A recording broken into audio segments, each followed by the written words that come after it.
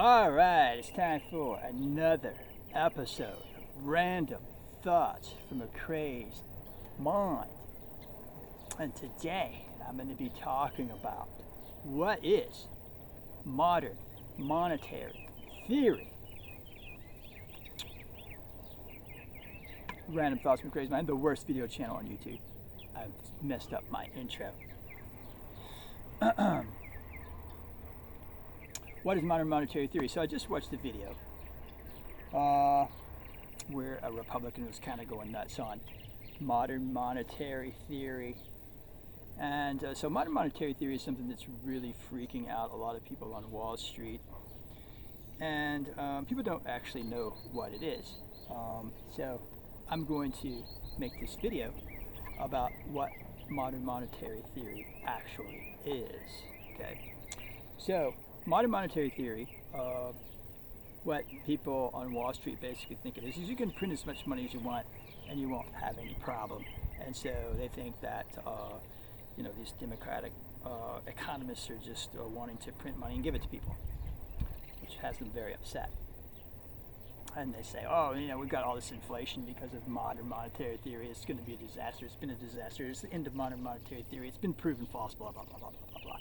Well, actually, that's not what modern monetary theory is. This is a very confused understanding of it. They don't like it. Modern monetary theory does recognize that debt basically doesn't exist and that you're not limited by debt, which has always been the way the world has been structured. And so that edifice has basically been destroyed pretty much through the action of Republicans, with the wars, through the bailouts. They pretty much have destroyed their own economic system, their own theories of how the world works by showing that that's not how the world works. So what modern monetary theory is a description. It's not a prescription. It's a description of how money works. And so modern monetary theory basically says that money is, you're a sovereign nation, you're independent, you have your own money supply. You can print as much money as you need to do whatever you need to do as a society. And that it doesn't say you can print as much money as you want. They do say that you will get inflation if you don't use it correctly. So, modern monetary theorists do not advocate for bailing out the stock market, for example. They don't advocate for bailing out the airlines. They do advocate for giving people money, which people don't like on Wall Street. That's an easy way to solve a problem. If you've got a financial downturn, just give people money, let them spend the money. That'll increase your economy. But don't want to do that unless there's some debt being created so that wealthy people can benefit off of that debt. And what the modern monetary theorist basically says, no, don't bother with the wealthy. Don't bother bailing out the stock market. Don't bother with trying to do all this stuff. Just give people what they need to keep the society going. If you need to build roads and bridges, build roads and bridges. Don't ask for the wealthy to fund it. Just do it. And that's what's happening. And that's basically is the end of money. As I've been talking about in my videos, money doesn't exist, debt doesn't exist. That's basically what modern monetary theory says, and their prescription for it is to use money, just create money, and use it wisely, to do what needs to be done in your society. If you use too much, if you use it poorly, if you use it to bail out the stock market, you use it to juice up the stock market, as we've done, you'll get inflation. That's what they say. They would not advocate that you do those sorts of things. So that's where Republicans get it all wrong when they're looking at modern monetary theory. They think that that includes all of the bailouts. They think that includes bailing out the airlines. I think it includes bailing out the bondholders. No, they would wipe those people out. You would see the stock market go down 80%. Then they would bring in the money and say, okay, let's pay off people's mortgages that are underwater. Just wipe out those people that own the mortgages, don't need them, wipe them off the face of the earth, basically. If they need a check, they need a a UBI. We'll pay them some money. They can sit at home. We don't need to have them keep their millions of dollars. We'll just wipe them out. We'll just wipe out Warren Buffett. We don't need Warren Buffett. What do we need with Warren Buffett? Wipe him out. Give the society what it needs. A new Warren Buffett will come along, and you manage your society by printing the money that needs to be printed, and you ignore the debt, basically because you don't create debt. Now, the modern monetary theorists don't go so far as to say there is no debt, because they know people will freak out. And to some extent, maybe they even believe that debt exists to a certain degree, or, they recognize that society is not going to go so far as to not have debt, or that, a certain amount of bailouts are going to happen inevitably. So they try to make their argument more palatable for Wall Street types, and just try to leave it to, look, the debt's not a problem. You can do what you need to do. Now, this is different if you are not an actual country. As I talk about in my video about how there's only 5 countries in the world, there's only a handful of countries that can do this. If you are a Latin American country and you're dependent on the U.S. banks for funding, you can't have modern monetary theory because you're not a sovereign nation. You don't have your own currency.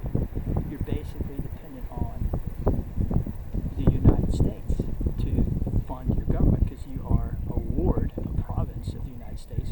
So the United States decides what your policies are going to be. You're not going to be given that latitude. So you may have to go bankrupt, or you may have to submit to the World Bank's economic policies, or the IMF, may come in and privatize all your assets because they want to give them to the wealthy people in the United States. That's a real problem of not being a country. Just like Ukraine. Ukraine's not a real country. They got a little out of line with Russia, which is a real country, and Russia is now asserting its dominance over Ukraine. That's just the way the world works, unfortunately. Somebody's always in control, and even if the United States controls you, we're not all that benevolent with our countries that are part of our empire. We tend to like to take advantage of those populations and use them the way we want. So, but anyway, that's what modern monetary theory is and what it isn't. Basically, modern monetary theory says debt is not an issue. You can issue as much money as you need as an independent country to take care of the issues that you need to deal with. If you don't do that correctly, you will get inflation. If you bail out the stock market and you give people money at the same time, you will get inflation. They don't recommend that you bail out the stock market. They recommend that you wipe out the stock market.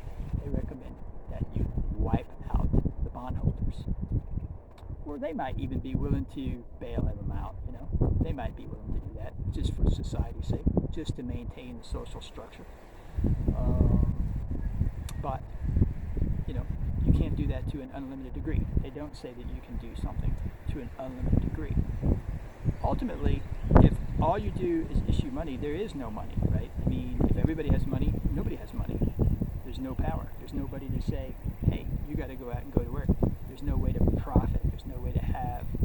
So these are the dynamics of the new society, that the new world that we're moving into, where you have limits to growth, where you can't have the kind of societies we've had in the past. And people are having a very hard time, the wealthy in particular, having a very hard time coming to terms with these new ways that the world is going to have to work.